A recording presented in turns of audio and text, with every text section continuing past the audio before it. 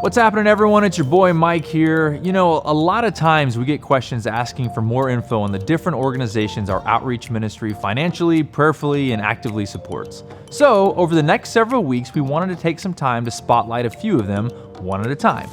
This week, we're going to spotlight For Her. For Her is a local nonprofit that focuses on fostering dignity and growing equity for women at risk, including those that have been sexually exploited. They do this through outreach, advocacy, community, and education. Currently, they're in need of financial support to migrate their in-person services to online remote services.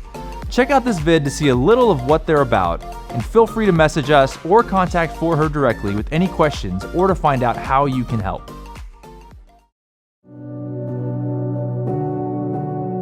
A woman who has been exploited does not want to believe that that is what is actually happening.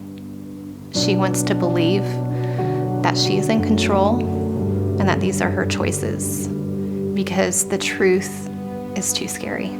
So the very same week that I met Kayla with For Her, I was in a strip club. And what took me there was a lot of my own brokenness. And the conversations that I had sitting there with strippers about their brokenness and taking care of their kids and feeding them and why they were in those rooms. And then I heard Kayla say all the same things that I had heard that week. Statistically, we have learned that what has led a woman to her present situation is often things that were out of her control. Things like abuse and a lack of support and a lack of understanding of what resources are available to her. Nobody wakes up 30 years into life and says, I want to be in strip clubs every day, buying love, right? Selling myself for love or affection or money.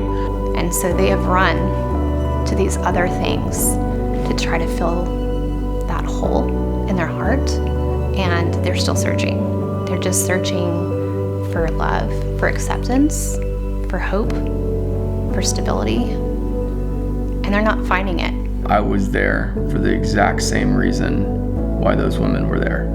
But on the other side, to hear about a group with a mission to go in and tell people that they're loved, that there's hope, and that love is not transactional was exactly what I needed to hear.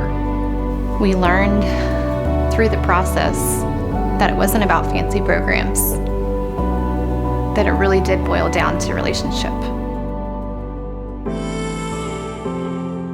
It's one thing to say that we are for her. It's another thing to actually do it and live it out. And so we have 4 ways that we are for her. And that's through outreach, reaching out to the woman at risk. That's through advocacy, advocating for her on a weekly basis, being in her life. That's community. That's connecting her outside of us to other people in our community to help encourage her in her journey.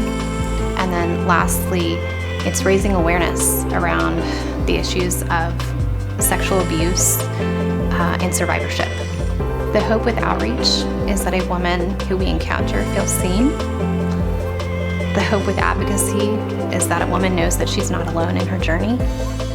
The hope with community is that we continue to grow and expand that woman's opportunities so that she can continue to rise. And then our hope with awareness is really just that the community is enlightened and that everyone finds healing, not just those that we specifically reach out to.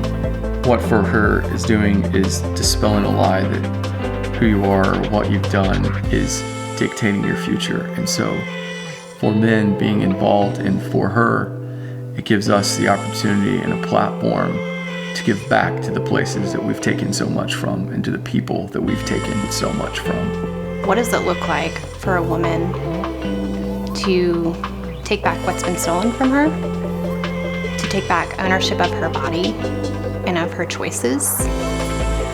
And ultimately, that's empowerment. It looks like she's an empowered woman who can do amazing things. So somebody like me could never walk back into a strip club and try to minister to the people that were there. But what I can do is I can help with accounting and finance and make introductions. What I can do is write a check. What doesn't matter is what side of this issue you've ever been on. The best time to plant a tree was 20 years ago. The second best time is today. I wish that people could see the women that we serve down the road and where their journey has taken them after having encountered somebody who cared.